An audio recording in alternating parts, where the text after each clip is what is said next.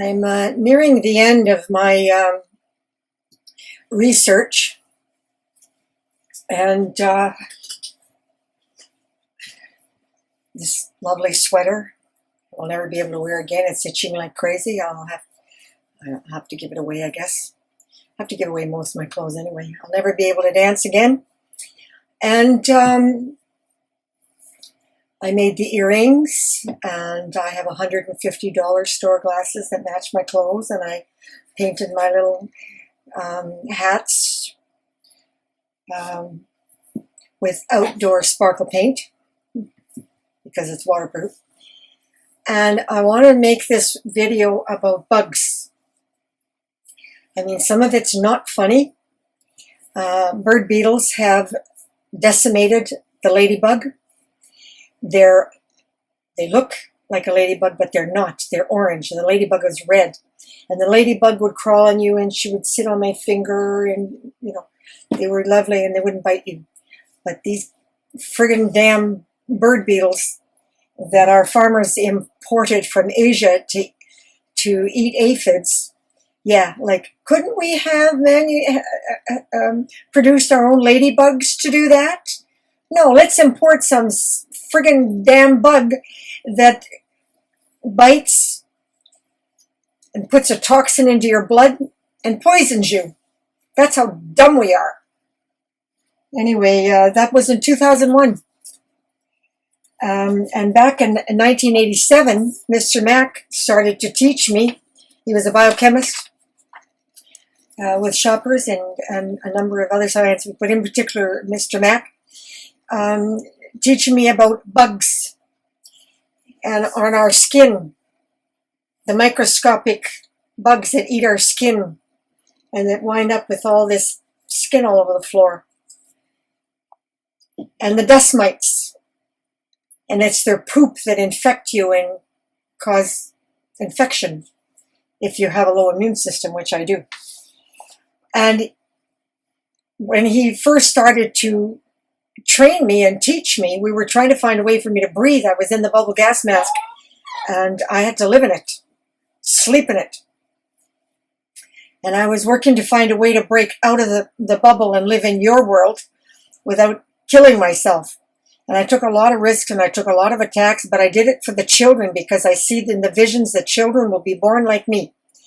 So there's kind of a funny story because I'm an extremely creative personality, and even though I'd lost my memory, I was trying to relearn to write. What came out, I couldn't make a full sentence. I could talk like I'm talking after working hard. This is long before I got OKRA, okay? OKRA didn't happen until 1995. But I had a heck of a time. I couldn't sleep. And I went to Mr. Mack crying. And he said, what's the matter, Trudy? What's wrong? And I said, oh my God, I said, I can't sleep. I see the bed bugs, and I see the little skin scavenger bugs, and I see the dust mites, and I see them everywhere, and I see the mold spores. And I said, that microscopic world is so visual to me, I just can't sleep. I can't eat, I can't do anything. And he said, now we have to learn the difference. He says, there's the good bugs, and that's the kefir and the yogurt and the acidophilus, and the good bugs that and like apple cider vinegar kills germs and so on and so forth. And he said, those are the good bugs. And you got to learn to make friends with the good bugs because they protect you and they help keep you alive. And then there's the numbnod in-between bugs. He said, now in your case, we're not sure. He said, some of those in-between bugs are probably very damaging to you, such as the cold virus. He said, that doesn't hurt most people. But he said, you get a cold virus, and he said you wind up in infection, and it spread on you so fast that it's no longer an in-between bug, it's a bad bug. And then there's the really bad guys. They're the dead ones. They're the bad ones. And they're out to kill you. Now that was in 1987. And he said, now you got to make friends with those bugs. that they're in your bedroom. And he said, they're not trying to kill you. He said, those dust mites, they're doing a little job. But he said, you know, you just have to make friends with them. So I wrote a silly little thing that everybody loved and I shared, and I'm going to share that with you now. And I couldn't write my story, and I couldn't write the research. I had to get other people to do it for me. So I did solicit the help of media and journalists, and they wrote articles for me on the research that I was doing. And that helped me get gas mask equipment. And MSA kept sending me equipment and filters to try and see which ones were better, and helped to get better equipment. For frankly, pretty much what you see today, it's thanks to me. And MSA in Pittsburgh, you know, they were very cooperative. So this one is called Dust Mites. Often she sees the creatures stir. She sees them on the food she eats. She watches a child choking on mucus drinking milk. A parent yells, blaming a child for drinking too fast. She sees and feels their endless pain yet to come. She knows what drives men mad and all that makes young girls glad. Addicts drowning in toxic waste. Kaboom! It's you who will explode. Doctors not hung for their crimes. Hallucinatory, paranoid, mental anguish. They treat with shock and deadly drugs. Then victims grateful for welfare, and taxpayers who don't care. Her brain sees future images, demonic but real. In disgrace, she can no longer feel. Beware dust mite creatures with their long, skinny legs and pointed beaks. It's them, poop, that makes you reek. Maggots crawling on rotting meat. Killer mold spores from dripping water. Kitchens and bathrooms, human death traps, bacteria that suffocate health and kill brains. Brains, if not born poisoned and damaged by the age of 10, eating chemicals out of control, no longer giving life to the good bugs, who alone can destroy the bad bugs. We are the Nimnod in-between creatures, some not so bad, but hardly good.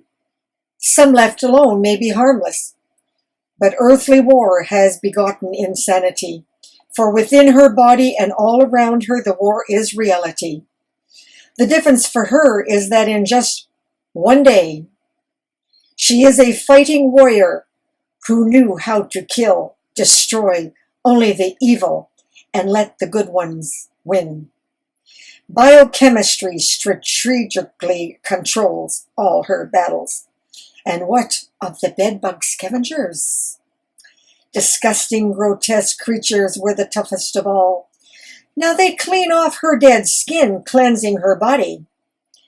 New life creates fresh, young skin, soft as silk. It's a body she loves to caress. For when she went to bed covered in sores and washed in yogurt and sour cream, she turned the enemy into her best friends. Each night in bed, she lays naked. Friendly creatures stirring, crawling, chomping, chewing, devouring the killers on her flesh. All night long, their voracious hunger is insatiable. Quietly she sleeps. Having learned to love herself and them, she knows she is no longer sleeping alone. I wrote a lot of stuff like that, and I was semi-catatonic, very little memory, and that's the only way I could write. And to tell you the truth, after spending 22 years to be able to write in proper sentence and grammar in English, I can't write like that anymore. Interesting, isn't it? But it's kind of cute. Yes. Make friends with those friendly, good bugs. those lovely skin scavengers. And despite COVID isolation,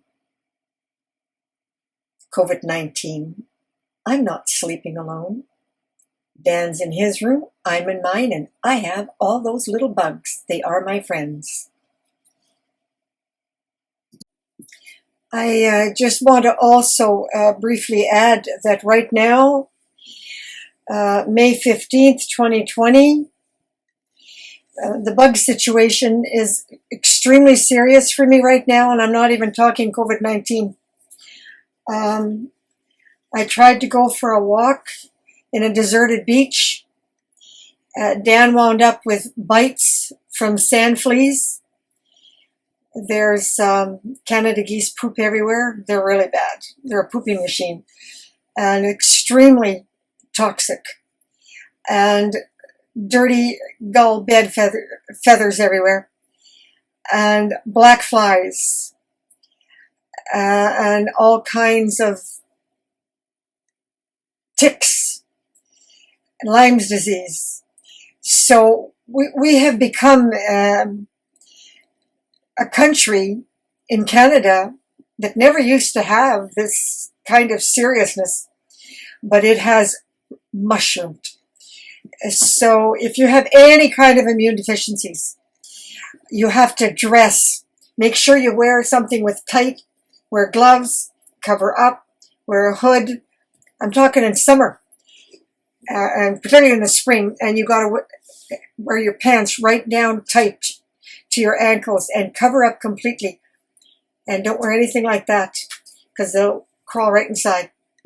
And the sand fleas flew right up his jean pant leg, and he got bleeding bites. And now he has a very strong immune system. If it had been me, I would infect really bad.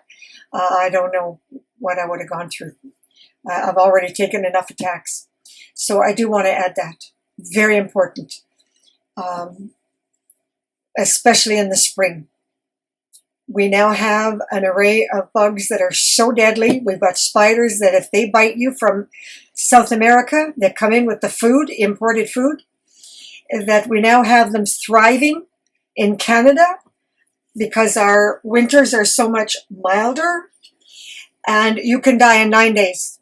Young girl from Brazil died in 9 days. Your whole body turns black. They don't have time. It's like the Ebola virus. No time to survive. Boom, you're done. So it's getting worse, and COVID-19's bad, but you ain't seen nothing yet, people. Welcome to my work.